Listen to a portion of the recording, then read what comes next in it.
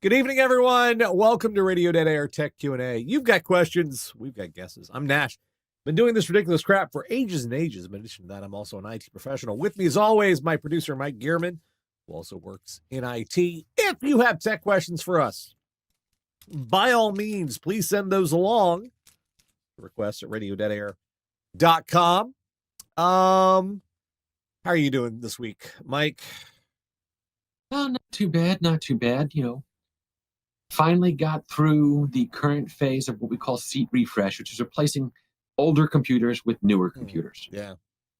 And about 10% of the people need their hands held the entire way.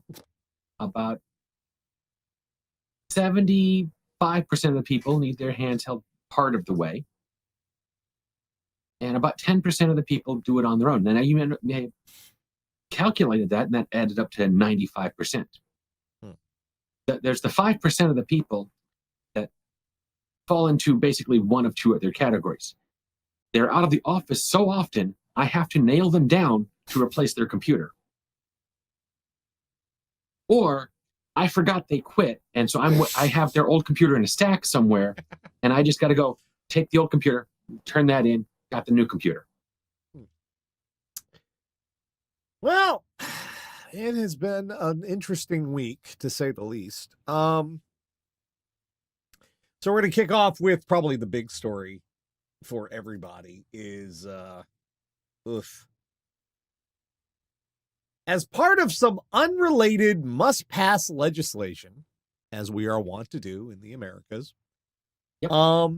I don't really think it's limited to the Americas. I think about every country except maybe China goes, no, we're just adding this in here. China can just go, no, we're just passing this. This was a mess, honestly. So you probably have heard about this by now. There is now, in effect, what's going to happen. Everyone's calling it a TikTok ban, which it both isn't and it is, which is exactly how the law is set up to work. What TikTok has... Oh, go ahead. Yeah. What it is it's not an outright... Legally, as precedent in America, you cannot make a law that says this particular entity is not allowed to do business. You cannot make a punitive law against an individual. Yeah. Or you can't just say... Unless what they're doing is actually absolutely illegal. Yeah. If there was a company whose entire streaming product was snuff videos, you could say, no, we are shutting you down. But that would be an enforcement of existing law. You can't make a brand new law specifying.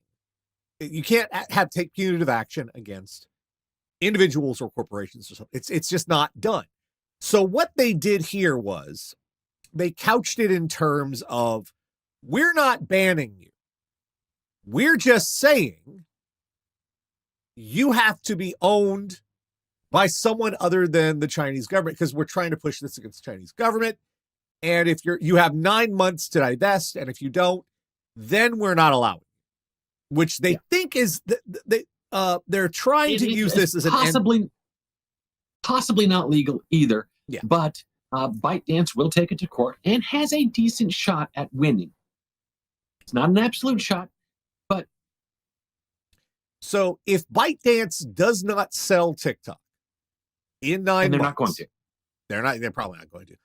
They've already said they're not going to. Yeah, they said they're not, though they'd rather shut it down than sell it, which that already raises some alarm bells for me.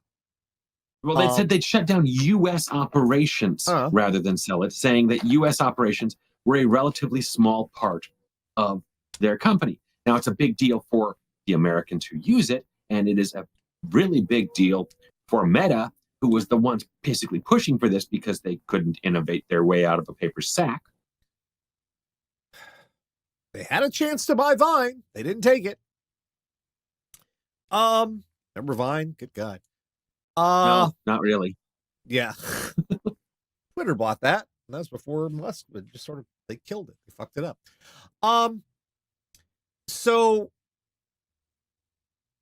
if there's no court, straight up as the law is written, what's going to happen is in 9 months, TikTok will not be allowed to operate in the United States. And that means no more downloads on the app stores. Even side loads will be disallowed. They will likely go take the step of blocking IP addresses at the ISP level, which the ISPs have to agree to do that too. Yeah, I mean, the that's ISPs true. may go, no, you don't have the authority to tell us to block this. Yeah, that's another, because the content itself is not illegal. Yeah, that's another issue where it's kind of unprecedented in a lot of ways. We've never done this before.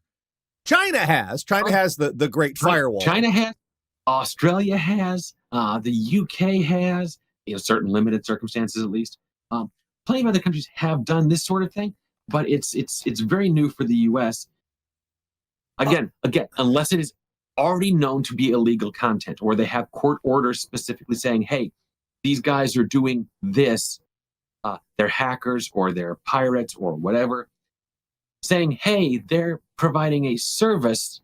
The service itself is not illegal. Courts may look at that and go, okay, Satine, what do you want us to do? Satine saying VPNs are likely fine. Well, number one, have you ever tried to walk someone through setting up a VPN who doesn't know how? Especially on their phone. On their phone. I mean, they can, but how many people are going to do that just to watch TikTok videos? How many people? Some, definitely some will, but there are definitely some people who still torrent videos and whatnot using VPNs. But not a majority. And that would be enough to just pretty much short circuit any audience that TikTok would have here in the United States. However, and correct me if I'm wrong here, Nash, wasn't the actual TikTok audience in the US actually shrinking for a while before they even said, hey, we're thinking about banning this? Yeah, it's like many social medias, it goes in waves and spurts, and it was in a down cycle.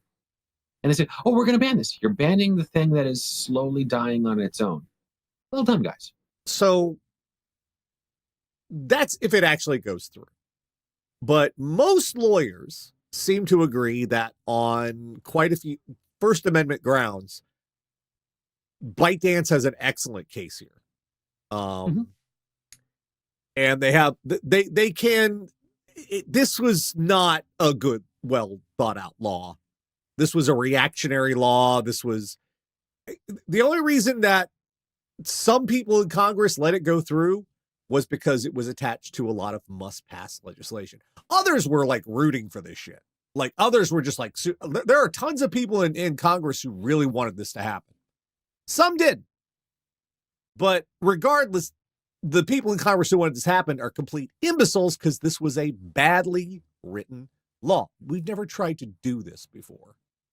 And with good reason. So what's going to happen is this will likely become a court issue. This will go up to the Supreme Court. That's where things get weird. Because our Supreme Court right now is a mess. Normally, yes, if this was a court that was acting rationally, like, and I don't even mean like regular normal people rational. I mean like 10 years ago rational, which it was already kind of on shaky ground, but it was still, not loony for cuckoo for Cocoa Puffs.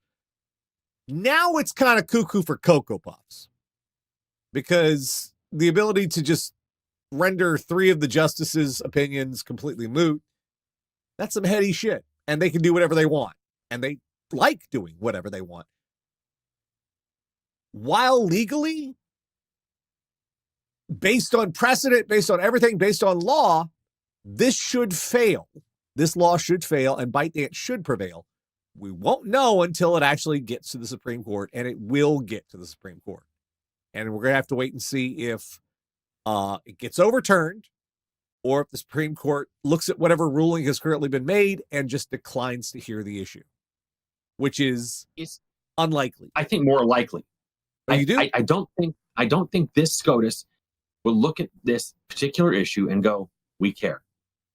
If the lower level court says this was not a valid law, and words it well in how they overturn it, I think this SCOTUS would just go, yeah, no, we're not considering it. No, I think this SCOTUS, if it's allowed to stand, they'll let it go. But if it's overturned, I think they will get involved, because there's a lot of jingoistic crap here. There's a lot of nationalistic I think we'll find out for the next year. Yeah, we will, because we can't tell anymore, because this whole freaking court it's a mess. Nobody on the court makes any sense anymore. It's like just watching the past week of court cases have been terrifying from a legal perspective and from just living in this country perspective. So we'll have to wait and see how it goes. How will this affect you using TikTok? Right now, no, probably not at all. You have 9 months. I would wait. Don't wait until, if you really rely on TikTok, don't wait until the end to start getting your lifeboat ready. We really don't know how this is going to turn out. We know how this should turn out. Even as someone who, I don't like how this is set up. I don't like how ByteDance is so closely related to the Chinese government. I don't like how China does business in a lot of ways. Even despite the CEO's claims that they're not associated with Chinese government. Yeah, kind of. Yeah. Even though I hate that, this law is stupid and bad. This is not how you handle that. This is reactionary and dumb. So, but even that, we don't know what's going to happen. So the best I can tell you is make plans. See what you can figure out with YouTube. I know it's YouTube. I know fucking YouTube Shorts. I know. But see what you can figure out there. What Patreon could offer as well. Because Patreon looks like they are preparing to try to help people. I know it's weird. They're trying to help the people who, because if they lose, if those people who are on TikTok lose that platform, Patreon stands to lose a lot of money from people who use Patreon to pay those creators. So we'll see, but just brace yourselves and make preparations. In a little bit more interesting and better news, TSMC has released some details about what's going to be their next node following 2 millimeter. That's coming Which in is 1.6 nanometer. 1.6 nanometer. We are getting down to it. It's going to be 2026. They are going to be releasing a 1.6 nanometer lithography for their chips. Now, to review, in case you're not familiar with this, lithography is the size, the teeny weeniness of the transistors on the chip. If we say it's at a 1.6 nanometer lithography scale, it's down to that, 1.6 nanometers. Currently, we are between 3 and 4 nanometers in commercial applications at the moment. Next year, 2025, is going to see the first use of 2 nanometer, both from AMD, Intel, and I believe NVIDIA as well. That's going to be in the next generation following. After that, coming 2026, we're going to get down even further to 1.6. And what's the kind of neat part about what is enabling this to be possible in the first place is the what is it called? Backside power delivery. This is really cool. So we'll put a picture up here. So one of the ways they're trying to keep the transistors to pack in more transistors in a smaller and smaller space is by, instead of having all the power delivery come on one single plane, they're actually building around, and some transistors will get power from a different direction. So that means they can stack them on top of each other, transistors one way, transistors the other way, without having to, try to take up a lot of unnecessary space with power transmission. There's an image over here that demonstrates kind of how it works. That way, they can kind of double up on space saving. Also, another thing at this scale is when you start to let electricity move too far or travel too far at this kind of scale, it starts to get a little weird. That's just physics. Yeah. It introduces noise and uncertainty, and they have to compensate for that. This is a way to keep electricity from having to potentially jump to places you don't want it. God. Now, the part that I liked about this was it says, it's up to a 10% performance increase over its 2 nanometer. Right. Or up to 20% reduction in power requirements at the same performance. That's my preference right there. Yeah, well, you'll see that used for mobile, definitely for mobile. Now, this is, of course, while this is interesting and a neat way of trying to get around this issue, the other thing to note is we're running out of tricks. They literally cannot keep this up forever. Electronics companies and Donald Trump's lawyers. Topical. In die shrinks, we cannot keep this up forever. The main way to get more performance that we've relied on for decades now is what's called a die shrink, moving to a smaller lithography. There's refining the architecture. That's designing a better chip in general. And then there's the die shrink. A die shrink typically improves power efficiency and instructions per chip, per clock. And we're going to eventually, and I'm pretty sure once we start tipping past 1 nanometer, we're going to lose the ability to die shrink using standard silicon chips. We won't be able to shrink them any further. While we can design new chips and try to get more performance that way, die shrink will be a lost option, simply because when you get too small, physics says no. Yeah, you start having to put it in Terry Pratchett terms, you start having issues with quantum. Yeah. That's why they're coming up with tricks like backside power delivery. That's why they've also had stuff like FinFET, 3D transistors, lots of different ways to stretch this as long as they could and to keep die shrinks viable. They've come up with some neat, they're tricks.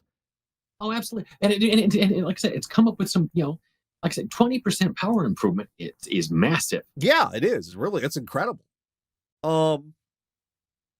But eventually we're going to lose the ability to go any further.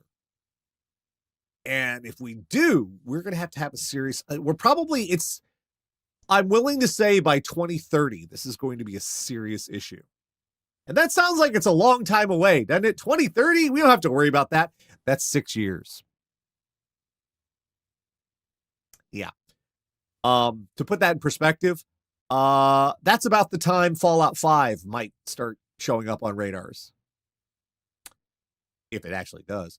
Or the next Elder Scrolls game. Yeah. So it's no, I'm joking. It'll be a new Elder Scrolls game. They'll just re-release Skyrim again. Yeah. Skyrim Super Anniversary Edition. 6 years to get shit together. Yeah. We're going to have to change how we make computer chips and what we, in some ways, maybe even what we make them out of, which is going to be, we're talking about a big leap as we took from vacuum tubes to transistors in the first place. Otherwise, we will still get performance upgrades, but our technological level will come to a bit of a stagnation point. There's only so much further we can drive this before, physics says no. Like, you cannot change the laws of physics. Skyrim Saints Row Edition, yeah. Super Skyrim 2 Turbo Alpha 3, yeah. That's what we're gonna see. So while this is incredibly cool, and also it's their Intel, it isn't going to have something like this for a while, which is really interesting. TSMC has been routinely lapping Intel's process for a while now. Yeah. It's just this is just but I will say it is good that there's competition in this area. Oh yeah. Yeah. We'll have to wait and see. But yeah, we're coming up. It's something to keep in mind. We're coming up in the limits of what our electronics technology, silicon-based electronics can do. Simply just, we're going to have to find a new way of doing this to get more performance and more power, because we're going to hit a plateau eventually. There's going to be nothing else we can do. Well, some other good news, the FTC. Yep. Wow. This is a big one. This doesn't just affect technology, but it really does have a big impact on technology. The FTC this week declared that non-compete clauses, all of them, are unenforceable. That means that if you sign up with a tech company, what they typically want to do to make sure you can't go anywhere and that you can't go shopping for a better job, right? A better job, better pay rate. Someone else can't scout you and say, "Hey, we like what you're doing. We'll pay you more." Non-competes come in. You have to sign a waiver that says for a certain amount of time, 3 to 5 years or something like that. You can't work in the same field, and they're very, very broad. Yeah. About what was the same field. Now, sometimes you see these used properly, but most often they're not, because there were things such as non-compete clauses for people hired at fast food restaurants. Yeah. Which is ridiculous, because what are you doing? Are you taking McDonald's secret fry technology to Burger King? Well, no. No, you're not. It's a way to Are you taking how not to fix the shake machine to Burger King? No, you're not. It's just a way to lock people into jobs so you can basically pay them less than you might otherwise, because they can't afford to go anywhere else. And the overall effect across every single field is that when people are locked in and the wages aren't competitive, wages stay down across the board for everyone. So this is the FTC's way of saying, nah, we're not doing that. Now, of course, they are going to be sued over this. Oh, yeah. Because everyone does. And it's in this case, of course, by the Chamber of Commerce. Now, the first question I would have if I were the judge who received this case is, does the Chamber of Commerce actually have standing? Don't think so.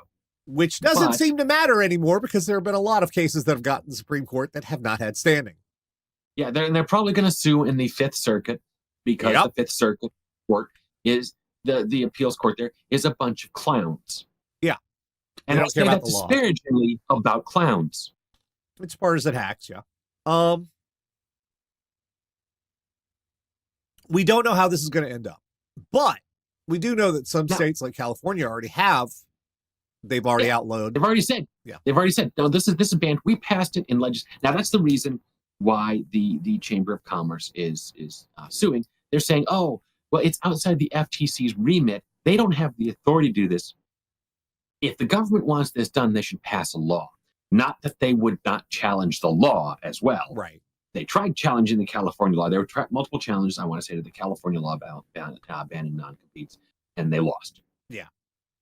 And since a number of tech companies are based in California, that actually had a wider reach than you would expect. And it may be one of the reasons that our favorite ketamine addict, Elon Musk, wants to move more of his stuff out of California, because then he can put in non-competes again. Well, whether this will stand up, maybe it will. Again, we don't have a rational court system, so we'll see what happens. If it does stand up, it's a good thing. And we're not, that's the trouble with this. We're not going to, there's probably going to be lawsuits that are going to put aside the rule until there's a full ruling on it. So it's not going to go into effect for a long while, and blah, blah, blah, blah, blah. Fingers crossed, we're trying to do something good at last. And government authority, like FTC and FCC, have been killing it lately, really. I mean, they just reinstated net neutrality. So, yeah, the FCC. Which of course will be challenged. Yeah. But, yeah. So, all right. So that is the news for this week. Let's get to your questions. We got a few so far. If you have them, go ahead and fire those off. We have room tonight. Let's see what we're doing. Anything new come in just yet? Nothing new yet. Okay. First one is from Jillian in California, or is it Canada? I don't know. It's CA. Is it? I guess that was, if it was Canada, she'd say like Ontario or something. Anyway. There's an Ontario, California. Well, that just makes it worse. Hey, Nash and Mike and Baby Possum. Yay. Yeah, we have the Baby Possum is outside on the cam sometimes. I did a dumb this week and I let Fallout 4 update on Steam. Now the game won't even load with my mods enabled. I think you meant disabled, but all right.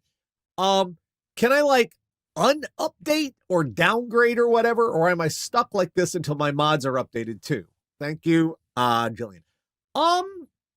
Not so entirely.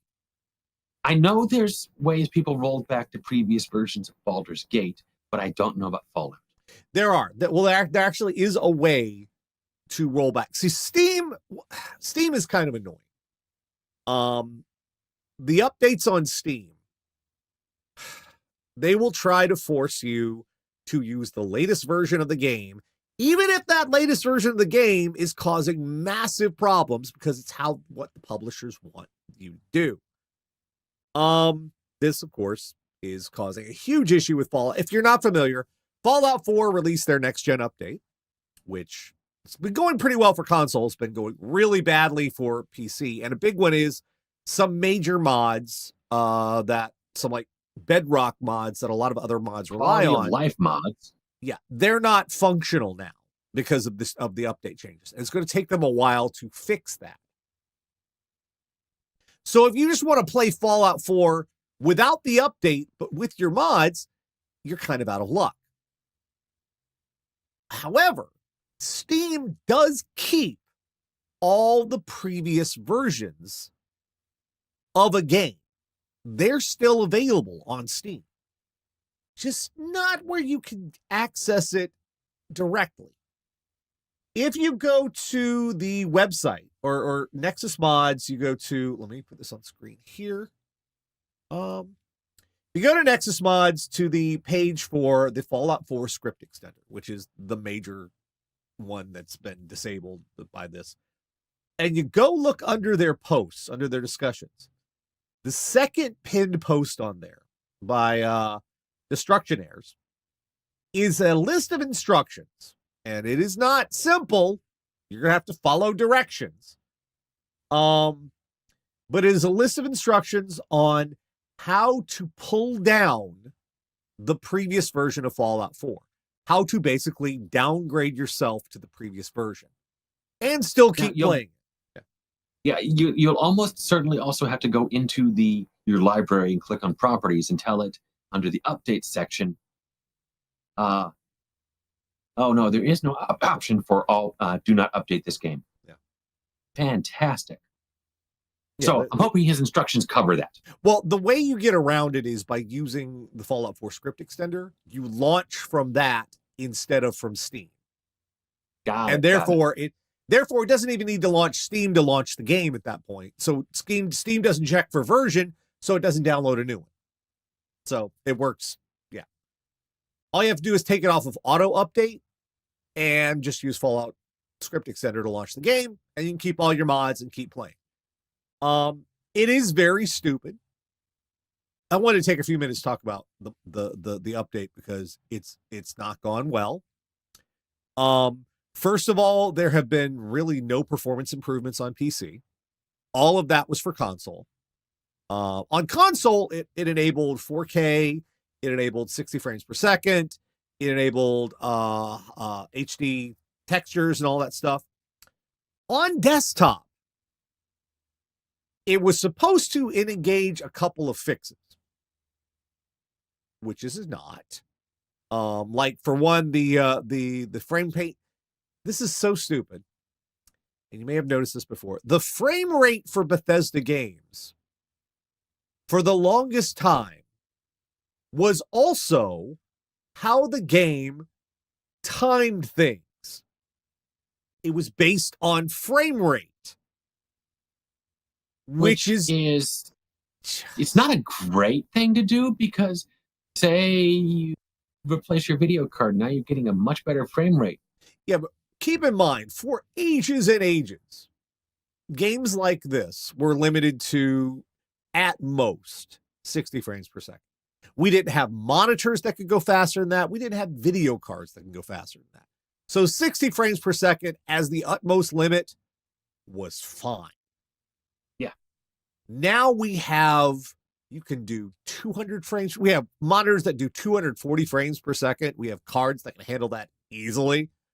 And older games like Fallout 4, if you don't limit the frame rate, things start acting, the timing in the game goes all wonky. So lip flaps stop matching up. Actors are moving on their scripted, NPCs are moving on their scripted tracks before they're supposed to.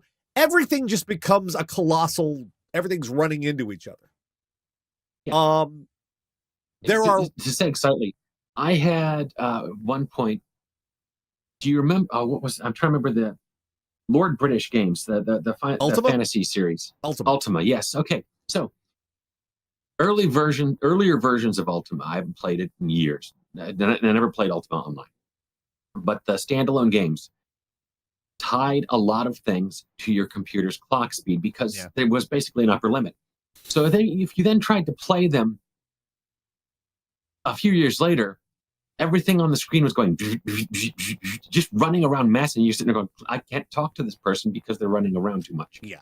And that you actually had to go in and go, they had basically a program that you could run to say, limit the game to this, but you had to do math to say, okay, so the best processor then was this.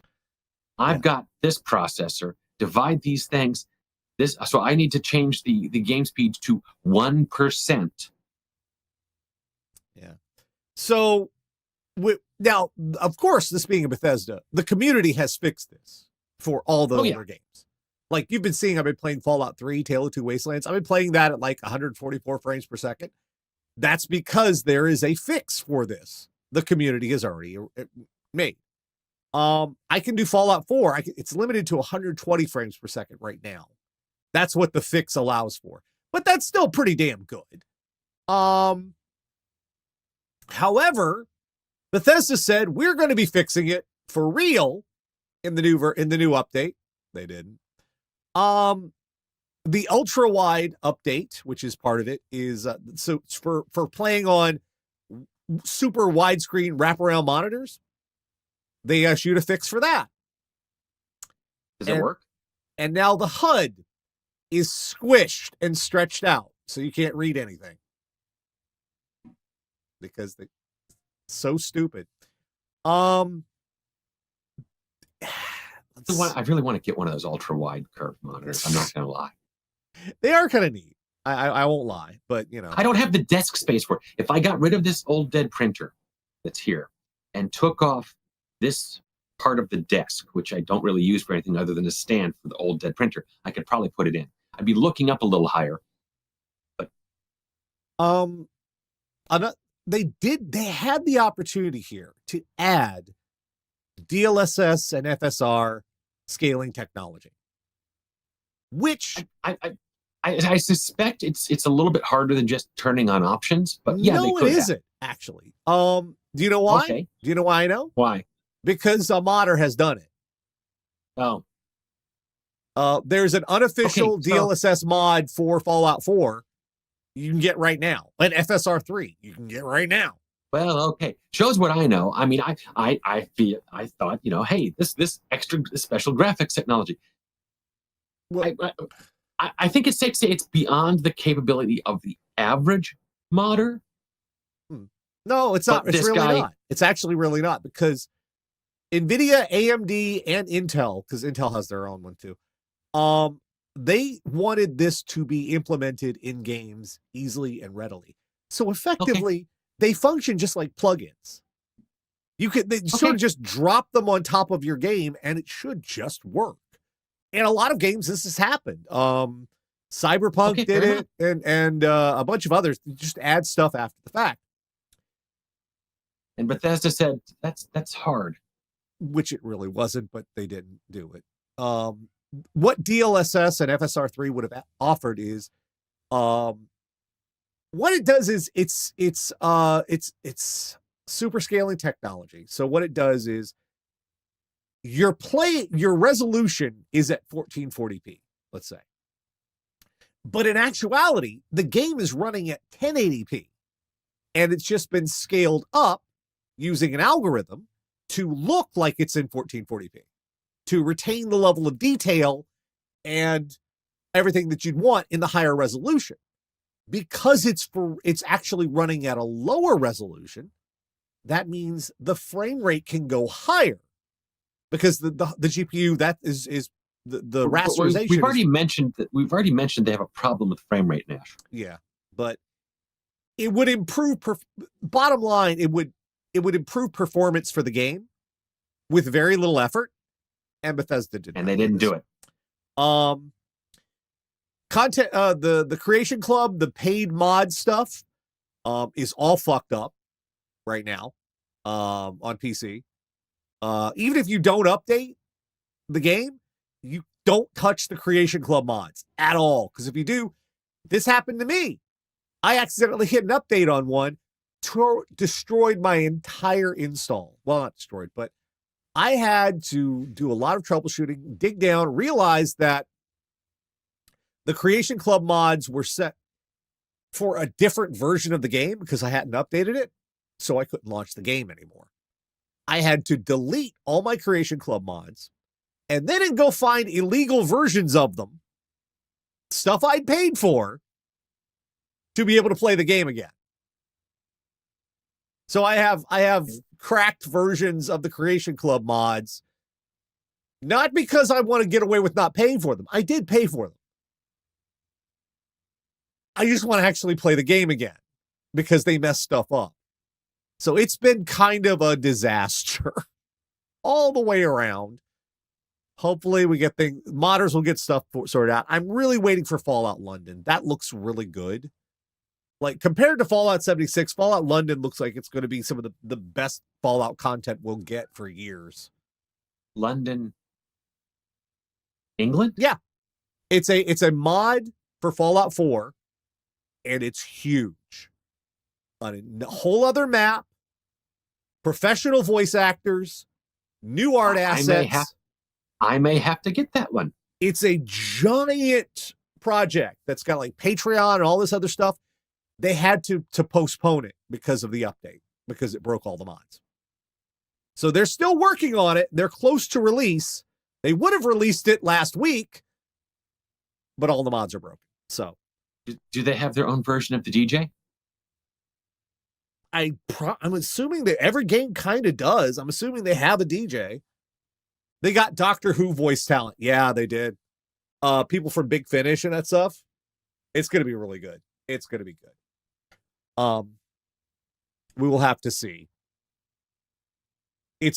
I'm now very, very curious about their song selection for that. We'll have to see about that too. What they're allowed to use, what they pay to use. We'll see. But all right. I mean, there are certain British bands I could see going, You want to use our song? Absolutely. Here you go. Well, oh, you want money? Okay, here we'll give you $1 to use our song. Yeah, Neil Newman from Baldur's Gate 3, Asterion. He's working on Fallout London. So you'll see what happens. This is a section of Fallout we've never seen before that Bethesda or Bethesda and Interplay never really explored. So it's going to be interesting. Let's see. Next question. Sorry about all that. Okay. This is from Shane in Asheville, North Carolina. Hi, Nash and Mike. We can't really afford another computer right now, but I'd still like to set up a dedicated media server. I've got an old laptop. I think it's an i5 5200U, which is actually newer than my laptop, to be honest. Which is a good sign for using it as a media server. Yeah. But I haven't booted it up in ages. Is there a way I could use that for a media server? Well, I need to add RAM because I think it has 8 gigs right now. Could you tell me how to set it up? Okay, Shane. I think 8 gig is sufficient for a media server. You might want to go to 16. For Plex, it really, well, you really don't need a lot to run a bare bones Plex media server. Plex is pretty much fire and forget. You don't need to learn to do a whole bunch to set up Plex. You want a reasonable amount of disk. You want a reasonable speed on that disk, whether it's SSD or spinning disk. But so what the limitation on a media server is encoding. The ability to take a media stream and change it to work on another device. Now, some devices have what's called native direct playback. It just streams an MP4 or any other that, like, if the device already has that codec and that ability to play the media, no encoding is necessary.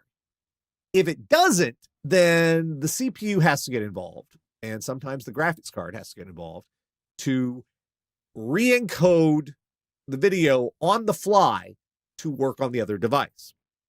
Plex is very good about this, and it's gotten a lot easier as time has gone on.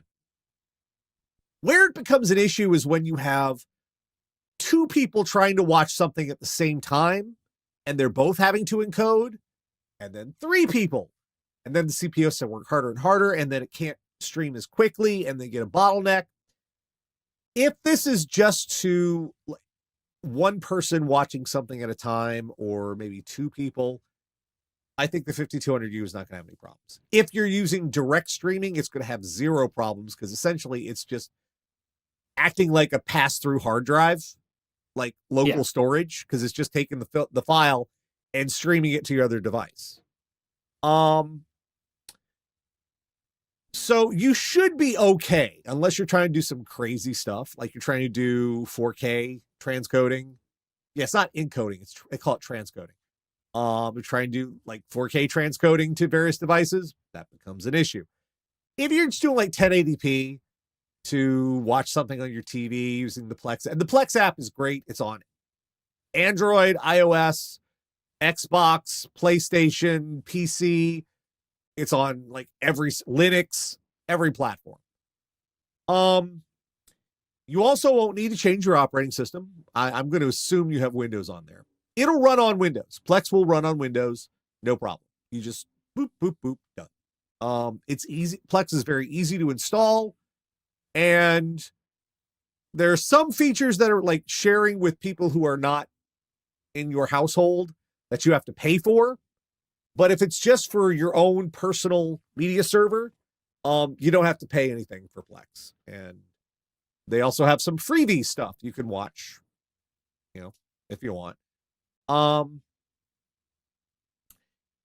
For storage, you're probably going to need a rather large USB hard drive, because considering this is a laptop, I don't think, and it's a laptop from that far back, this is at least a 10-year-old laptop. Like if you have 500 gigabytes in this thing, I'd be surprised. And it's probably a spinning disk. Now, the good news is for a media server, speed is not a big issue, because I'd say it's not a huge issue, but you don't want a super slow disk either. No, but a USB 3 drive, shouldn't be a problem. Yeah. Well, hang on. Is laptop that old going to have a USB 3 connector? My 4250 did. Okay. It had USB 3 connectors on it too. So, okay. Well, again, but keep in mind, some laptop manufacturers may have just gone like, no, we're not going to do that. So just check out what you have. But an external hard drive of a good size, like 2, 3, 4 gigabytes, spinning hard drive will be fine. Terabytes, right? Not gigabytes, terabytes, right? I do that all the time. Why do I do that all the time? You don't want me to answer that. So Spinning drive will be fine for a media server. You don't even need an SSD. You don't really need it. With a media server, typically you turn it on and you leave it on. So booting is not an issue. One thing you will need to do is you will have to go into your Windows power settings and change the behavior of the monitor because or how the system behaves, because typically when you close a laptop, it goes into standby. You're going to have to check the power settings on your laptop and change it so that when you close the lid, it does not go into standby mode or turn itself off. It stays on. Like you can maybe have it shut the monitor down, like, put the monitor into sleep, but you don't want the system going into standby when you shut that, because what I assume you're going to do is what I did when I was using a laptop for this. You put it on a shelf and you leave it there, and it's your media server. So double check that, because otherwise that'll be irritating for you. You have to leave the laptop open. It takes up more space. You don't do that. Just set it so that it doesn't need to. In fact, a good thing to do is run it like I do with my media server. I run it headless, which is, and I've always done this when it was on a laptop or when now it's a desktop style system in there. What you do is once you get Windows set up, once you have, and you have a login and all that stuff, you use another computer with remote desktop connection, which is included in Windows and it's free. Yeah, to manage the whole thing. Yeah, you get the name of the computer that you've set up, and then you put that into remote desktop connection, and unless something weird happens, you should just be able to log into that instance of Windows on a completely different other computer. It's handled in its own little window, and then you can use the computer as if it's like right in front of you. That's the best way to manage a server, is headless. Typically, that's how they don't use remote desktop server, but they do use remote logins to handle most servers. There are Linux tools for remote desktop too as well. Set when I close the lid to do nothing or turn off the monitor. That's right, Mr. Fix-It. All right. Last question for this week. This is from Andreas. Am I saying that right? Hopefully you're here for it, but okay. Hello, Nash and Mike. With Windows 10 being supposedly end of life in 2025, I was wondering if it would be necessary to replace parts of my desktop PC. I'm running an AMD 3700X and an Asus TUF X570 motherboard, and Windows tells me the setup isn't suitable for an upgrade. I know why it's doing this. I'll tell you in a second. I've heard conflicting information on this, though, with some information online claiming I can still install Windows 11 on the machine. Is this true? Would I need to upgrade the machine with the newer? Because it would mean I could upgrade this machine with a newer GPU next, rather than spend my money on a new CPU, mainboard, and potentially also RAM. Thanks in advance for your help. Regard, Andreas. I think I know exactly what's causing this. This has happened on a lot of systems, older systems before Windows 11. Is it TPM? The Trusted Processor Module. Trusted Platform Module. Platform Module, whatever it is. This was a requirement that Microsoft added to Windows 11. And up until now, it had mostly been used in business circumstances. Then business and government, because it's basically a self-contained encryption module. And Windows... And it's very useful for corporations and for government agencies that want to go, we need to have our data encrypted in case this falls into a malicious actor's hand. And by the way, falls into is not the same as them hacking into the network, because if they're in the network, they can get it. But it's, Bob left his government laptop on the train. Yeah. So Microsoft decided with Windows 11, it was going to be, instead of being optional, Windows 11 was going to require your system to have a trusted platform module.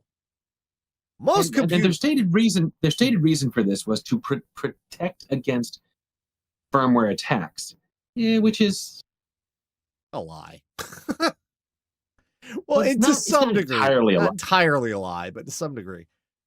Fortunately, CPUs from a certain age forward had virtual trusted platform modules built into them. Instead of being a chip on the motherboard. Right. So this saved a lot of money because you're not having to have a separate chip on the motherboard. So the only hitch is it has to be turned on. And at this point, I'm willing to bet it was not turned on your system by default.